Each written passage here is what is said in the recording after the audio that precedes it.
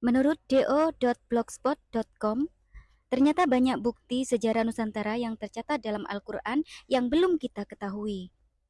Yang disebut Jawa adalah seluruh etnik di Nusantara yang dulunya berpenghuni benua Atlantis sebelum dikirim banjir besar oleh Allah. Setelah banjir besar, dunia ini atau benua ini pecah menjadi 17.000 pulau yang sekarang disebut Indonesia. Hanya beberapa etnik yang masih tersisa.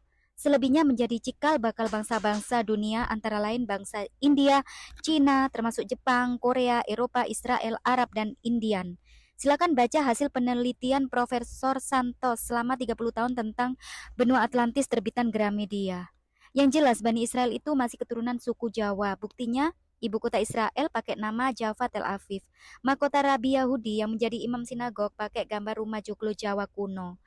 Dalam bahasa Jawi kuno, arti Jawa adalah moral atau akhlak. Maka dalam percakapan sehari-hari, apabila dikatakan seseorang dikatakan ora Jowo, berarti tidak punya akhlak atau tidak mempunyai sopan santun.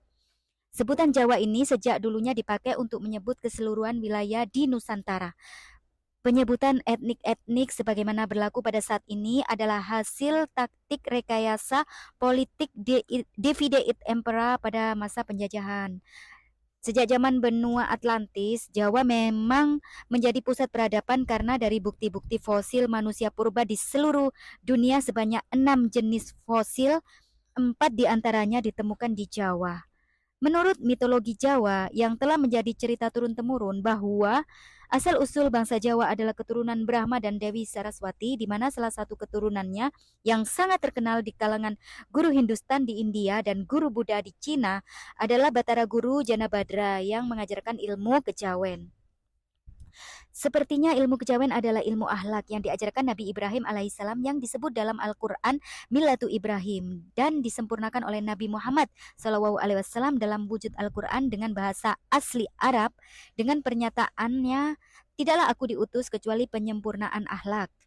Dalam buku kisah perjalanan guru Hindustan di India maupun guru Buddha di Cina, mereka menyatakan sama-sama belajar ilmu kejawen kepada guru Janabadra dan pengembangan ilmu kejawen ini dengan nama sesuai dengan asal mereka masing-masing. Di India mereka sebut ajaran Hindu, di Cina mereka namakan ajaran Buddha. Dalam sebuah riset terhadap kitab suci Hindu, Buddha, dan Al-Quran, ternyata tokoh Brahma sebenarnya adalah Nabi Ibrahim, sedang Dewi Saraswati adalah Dewi Sarah yang menurunkan bangsa-bangsa selain bangsa Arab.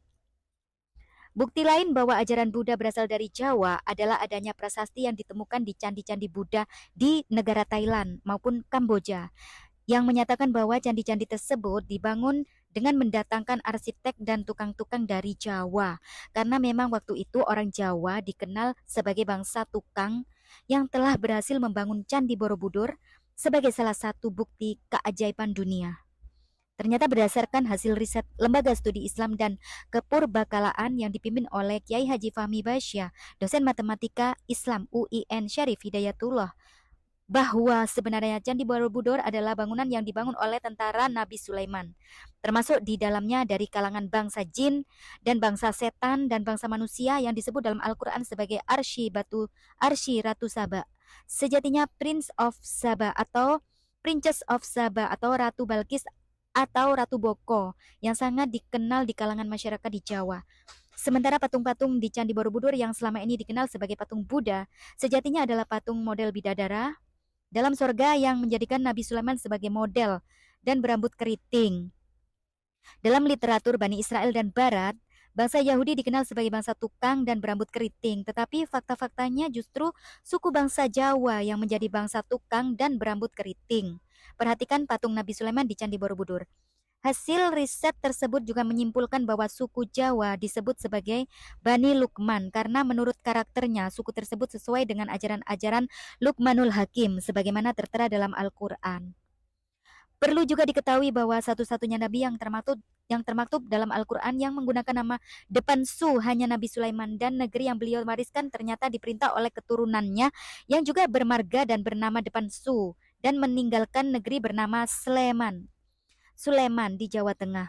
Nabi Sulaiman mewarisi kerajaan dari Nabi Dawud yang dikatakan dalam Al-Quran dijadikan khalifah di bumi, menjadi penguasa dunia dengan benua Atlantis sebagai pusat peradaban kebudayaannya. Nabi Daud juga dikatakan raja yang mampu menaklukkan besi, membuat senjata dan gamelan dengan tangan. Beliau juga bersuara sangat merdu dan juga menaklukkan gunung-gunung hingga dikenal sebagai Raja Gunung.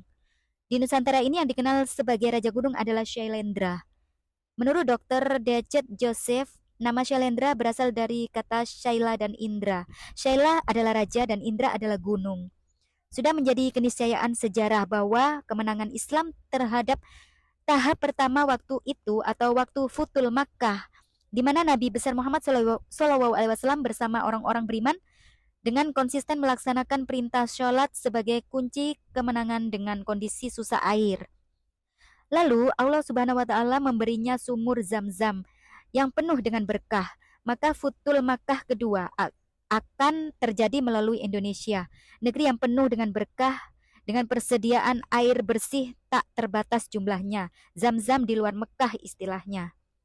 Dari Indonesia lah pada suatu masa nanti akan bersatu sebuah kekuatan besar yang diinspirasi dari kekuatan spiritual Ibrahim, Daud, Sulaiman, dan Nabi Muhammad yang akan memenangkan Islam dengan para pendukung-pendukungnya yang telah menyelenggarakan ekspedisi menjelajahi negara para nabi, situs Nabi Daud, Nabi Sulaiman di Jawa Tengah, situs Nabi Nuh di Jawa Timur, di mana di daerah ini terdapat kembaran Gunung Ararat di Turki, yaitu gunung tempat berlabuhnya Nabi Nuh. Fosil perahu ini setelah diteliti arkeolog Belanda menyimpulkan bahwa perahu tersebut terbuat dari kayu jati asli yang sudah berkapur dan menjadi batu. Kayu ini hanya ada di Jawa. Setelah fosil kayu ini umurnya diukur melalui teknik isotop C14, ternyata Nabi Nuh hidup setelah zaman Nabi Ibrahim dan tempat tinggalnya di tanah Jawa. Tentu fakta ini perlu diteliti lebih lanjut. Di samping itu ada fakta lain tentang situs Nabi Daud dan Sulaiman di Yerusalem sebagaimana dimuat majalah Times edisi 1 Februari 2010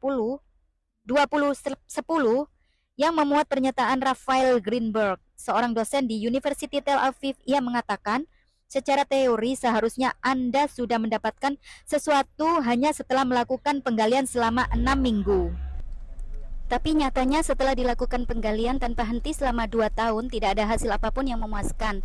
Times menyebutkan bahwa dalam 4 tahun terakhir berbagai organisasi dunia ekstrim sudah mengepung kota Yerusalem untuk melakukan penggalian bawah tanah di sekitar dan bawah Masjid Al-Aqsa, termasuk organisasi Eilat yang juga fokus bekerja untuk mendirikan pemukiman imigran Yahudi di Yerusalem. Selain itu, juga lembaga Air David yang fokus melakukan penggalian di Silwan. Menurut Profesor Feinstein asal Israel yang juga ilmuwan sejarah di University Tel Aviv, mereka yang melakukan penggalian bawah tanah di Yerusalem mencampur adukan antara agama dengan ilmu pengetahuan. Eilat meyakini dogma agama bahwa ada peninggalan sejarah Daud di sana, tapi sampai sekarang tak pernah ditemukan. Selain itu, Profesor Yone Mazarahe, juga pakar arkeologi Israel, mengatakan Eilat tidak menemukan apapun dari penggalian, bahkan sekedar pelang tulisan selamat datang di Istana Daud juga tidak ditemukan. Mereka hanya berdasarkan keyakinannya pada teks-teks yang dianggap suci oleh mereka sendiri sebagai panduan penggalian. Dari fakta-fakta ini bisa ditarik kesimpulan bahwa Bani Jawi, suku-suku di Nusantara, adalah Bani Israel yang tetap beriman kepada Nabi Musa dan mendiami tanah yang dijanjikan The Promised Land.